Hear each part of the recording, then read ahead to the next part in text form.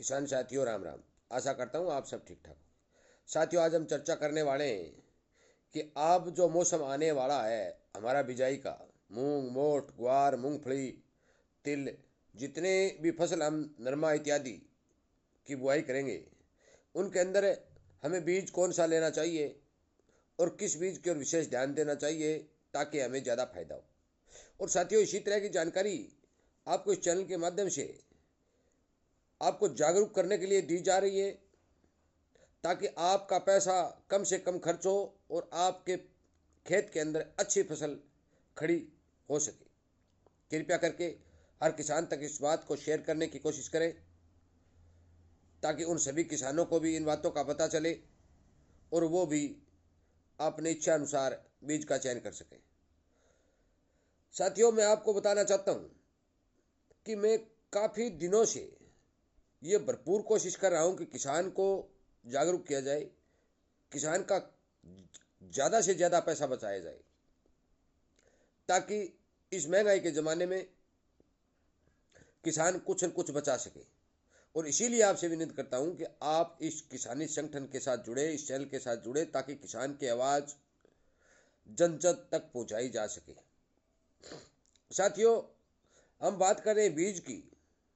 मैं YouTube, Facebook और दुकानों पर, बाज़ारों में मैं देख रहा हूं कि प्राइवेट कंपनी वालों ने अच्छी अच्छी पैकिंग करके अलग अलग नाम रख रखे और बीज बेचना शुरू कर दिया है। बीज किसान के घर वाला वो सेम है, उसको थोड़ा जार पंखा लगा के साफ कर दिया गया, पैकिंग करके चमकीला बना दिया गया और आपको उससे उसका 10 गुना पैसा वसूल किया जा रहा है। साथियों, मैं आपको बता देना चाहता हूं, एक बात आप नोट कर लो कि बीज की क्वालिटी किसान तय करता है, फार्म वाले कभी तय नहीं करते। बीज 3 प्रकार का होता है। एक हाइब्रिड बीज होता है, एक सर्टिफाइड बीज होता है और एक फाउंडेशन बीज होता है। मैं आपको बता दूं कि हमारे भारत देश के अंदर कुछ एक फसलों के बीज तो हाइब्रिड तैयार किए जाते हैं, परंतु ग्वार है, बाजरा है, मूंगफली है, जौ है, तिल है, मूंग है, मोठ है, ये बीज हाइब्रिड जो तैयार होते हैं ये बहुत ही कम मात्रा में तैयार होते हैं और उनको फार्म वाले खरीद के अपने फार्म के अंदर उगाते हैं और वो उग के तैयार हो जाता है तो उसका जार पंखा करके पैकिंग करते हैं। तो इसका मतलब वो बीज सर्टिफाइड हो गया, वो फाउंडेशन हो गया। परंतु हमें ये बीज हाइब्रिड के नाम से दिया जा रहा है।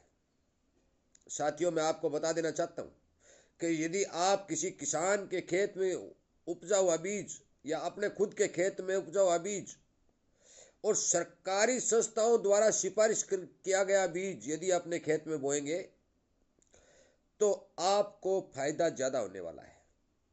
एक वीडियो अभी भिवाड़ी साइड से आया था, एक प्राइवेट फार्म का बीज एक किसान ने 2 एकड़ में बोया था। हुआ क्या, उस गेहूं की बलियों में दाने ही नहीं, सारे के सारे दाने मक्खी के अंदर ही सिमट गए। वो बेचारा मीडिया वालों को बुला रहा है, उस दुकानदार के चक्कर काट रहा है, परंतु अब कुछ फायदा होने वाला नहीं। पिछले साल भी आपने देखा था कि 1100 1100 1200 रुपए प्रति एकड़ के हिसाब से सरसों का बीज बेचा गया। अब भी आप देख रहे हैं कि 2-2 हजार रुपए प्रति किलो के हिसाब से जो पुराना नरमा का बीज था अपना देसी वाला, उसे हाइब्रिड कह के बेचा जा रहा है। कपास का बीज पिछले सालों में आपने देखा कि 2,500-3,000 हजार रुपए का ब्लैक करके भी बेचा गया। साथियों, यदि आप जागरूक नहीं होंगे तो आपकी जेब ऐसी कटती रहेगी।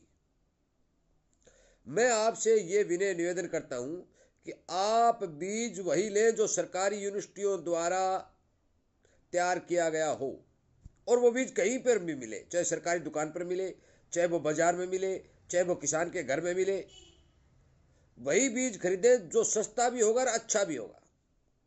इस देश के अंदर कर अरबों करोड़ों रुपयों जो रुपया है वो किसानों को बीज, दवाई, खाद आदि की जानकारी देने के लिए यूनिवर्सिटियों के ऊपर खर्च किया जा रहा है।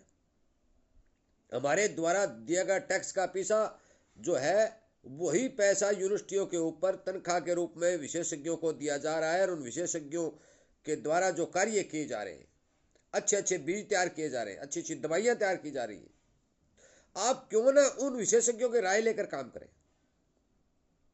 ताकि हमारा खर्च बचे। अब एक ग्वार आ गया स्टार 610, मूंग 444, फलाना 44, दिकड़ा 33। साथियों, यदि आप इसी तरह इन कंपनियों के बीज खरीदते रहे, अपने खेत में बुआई करते रहे, तो इनकी कोई गारंटी नहीं है आपका कितना प्रोडक्शन होगा। इन्हें कहीं पर भी डेमो नहीं लगाया है। एक साल डेमो लगाते हैं, एक साल यदि ठीक हो जाता है तो ये प्रचार शुरू कर देते, कभी हमारा बीज बढ़िया, हमारा बीज। परंतु यस, यूनिवर्सिटी ऐसा नहीं करती। यूनिवर्सिटी कम से कम 3 और 4 साल तक उस बीज का डेमो लगाती है। हर मौसम के अंदर कितनी प्रोडक्शन देता है, कितनी पैदावार देता है, कौन सी बीमारी आती है, कितने दिन की वैरायटी है, कितने पानी लगते हैं, ये सब रिसर्च करके जो बीज पास हो जाता है उसी बीज को किसान के लिए बाजार में उतारा जाता है। साथियों, मेरा आपसे विनय निवेदन है कि आप इस तरह के भ्रमजाल से बचें, और आप दुकानों के ऊपर जो चमकीली थैलियों में रखे हुए बीज के बजाय किसी किसान या अपने घर से अच्छे बीज का चयन करके बोए, उसे उपचारित करके बो दे। उपचारित करने का तरीका आपको साफ शब्दों में सीधा साधारण मैं बताना चाहता हूं। पहले वीडियो में मैंने बनाया भी था कि आप कार्बोडिजम 50 WP ले लीजिए, 2-3 ग्राम प्रति एकड़ के हिसाब से, प्रति किलो के हिसाब से बीज के ऊपर चिपका दीजिए और बीज की बिजाई कर दीजिए। आपका बीज उपचारित हो गया। अच्छे दानों का चयन करने के लिए आप एक छलनी ले ले, छान ले ले, वो जार लगाएंगे और उस पंखा लगाएंगे उसमें, तो वो बीज 1 नंबर का बीज तैयार हो जाएगा। बढ़िया बीज होगा, पूरा जर्मिनेशन होगा। साथियों, मेरी बात पर गौर करें, इग्नोर न करें, बेकार में अपना पैसा न खर्च करें, और हर किसान तक इस बात को पहुंचाएं ताकि हर किसान अपने खेत का, अपने पड़ोस का, अड़ोस का जो बीज है वही अपने खेत में बिजाई कर सके। साथियों, बहुत से किसानों को तो ग्वार का, तो आप क्या, ग्वार की बिजाई जो राजस्थान के किसान करते हैं, एक बार बीज खरीद के ले आए, छिट्टा लगा दिया, उसके बाद में तेज हवा चल गई या झखरडा आ गया या फफरडा आ गया तो वो खेत मर गया, और उसके बाद दोबारा फिर बिजाई करनी पड़ती है। तो देखो आप कितना खर्च हो जाता है। परंतु यदि घर का बीज होगा तो सस्ता पड़ेगा। घर का बीज तैयार करें, चाहे मूंग हो चाहे मोठ हो। मूंगफली का बीज भी आप विश्वसनीय किसी दुकान से या किसी किसान के द्वारा तैयार किया गया ले सकते हैं। इसमें आपकी पैदावार नहीं घटने वाली, केवल आपकी तसल्ली होने वाली है, और आपका विश्वास, जो बीज आपने बोया है, भी ये बीज बोया है, इस जगह से लिया है, ये हमारा बीज है।